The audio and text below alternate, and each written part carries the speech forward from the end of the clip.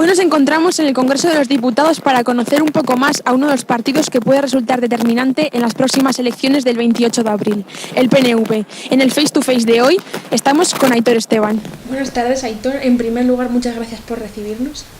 Me gustaría empezar preguntándote un poco sobre ti. ¿Cómo se define Aitor Esteban a sí mismo? Hola, ¿cómo me defino? Pues como un vasco apasionado por su país, curioso, bueno, que tiene algunas aficiones extrañas, como por ejemplo pues la antropología, la historia, los mapas. Y sabemos que antes de ser político también fue profesor en la Universidad de Deusto.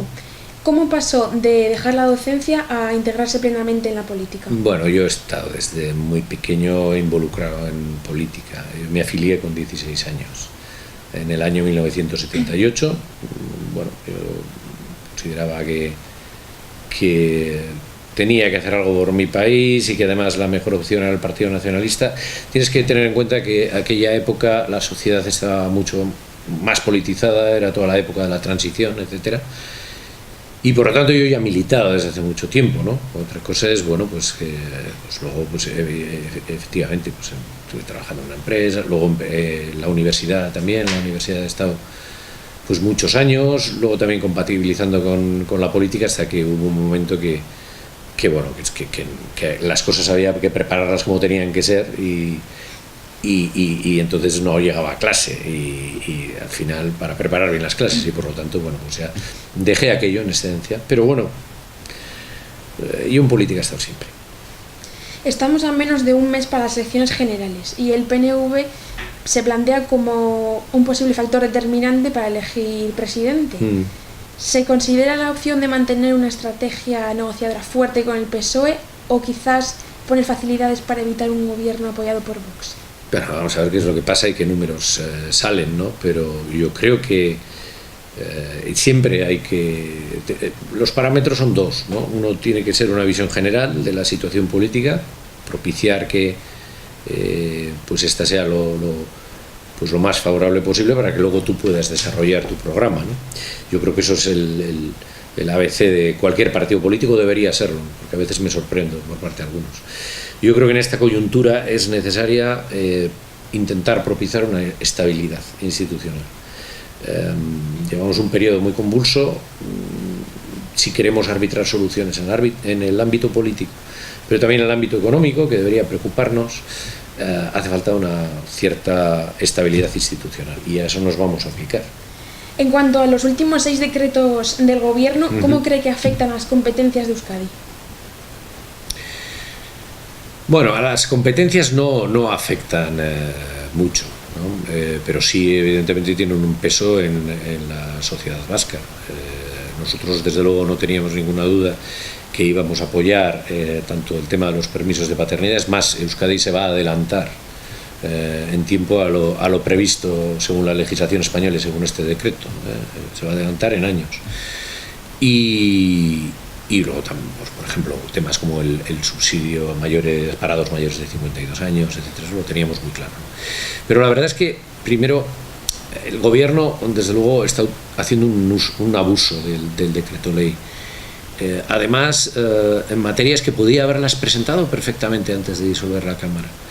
Y claro, el problema del decreto ley es que es un sí o un no tiene matices y ni siquiera se nos consultó.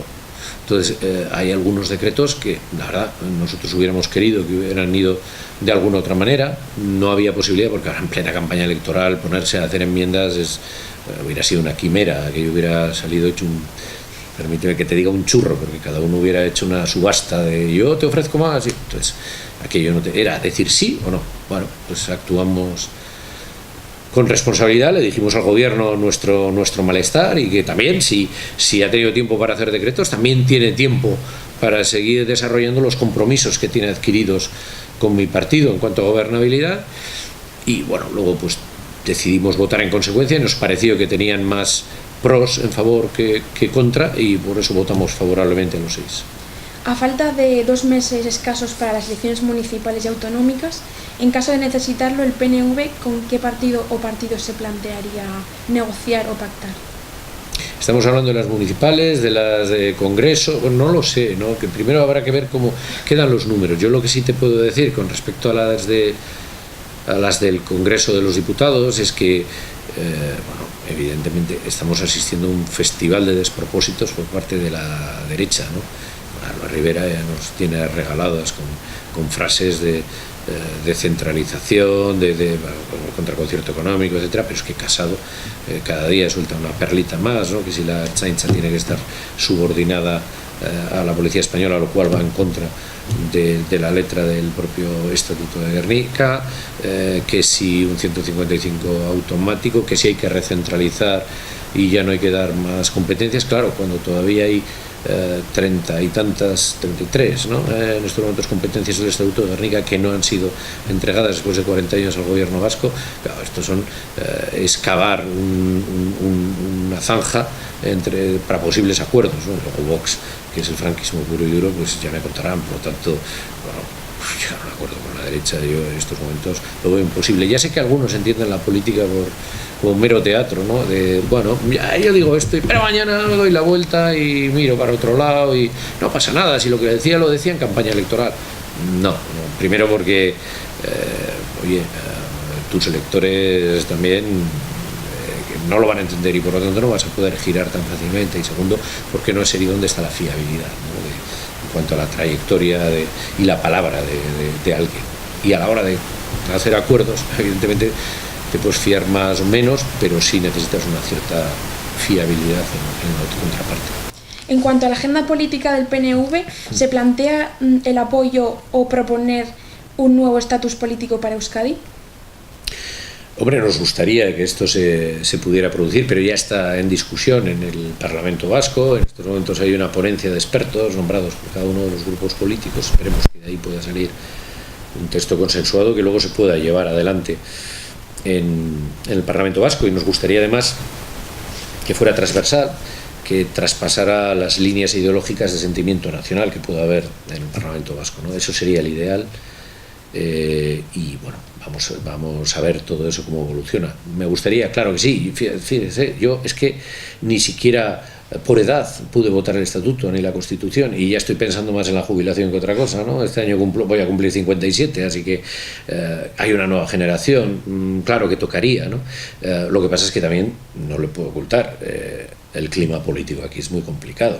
Pensar en que esto pueda desarrollarse en la próxima legislatura, hombre, quizás sí, si hubiera una cierta estabilidad, pero yo creo que es complicado, es difícil, los tiempos son difíciles para esto, pero bueno, en la agenda siempre tiene que estar. Lo que sí le puedo asegurar es que va a haber, bueno, con esa perspectiva de estatus, pero que sí va a haber es una defensa férrea del autogobierno de lo que ya se tiene.